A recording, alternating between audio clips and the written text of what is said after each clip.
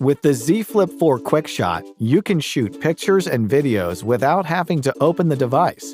Here's how. To activate the Quick Shot, double-press the side key with the phone folded.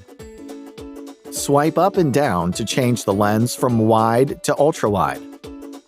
Swipe left or right to switch between photo, video, and portrait modes. And double-tap to zoom in and out.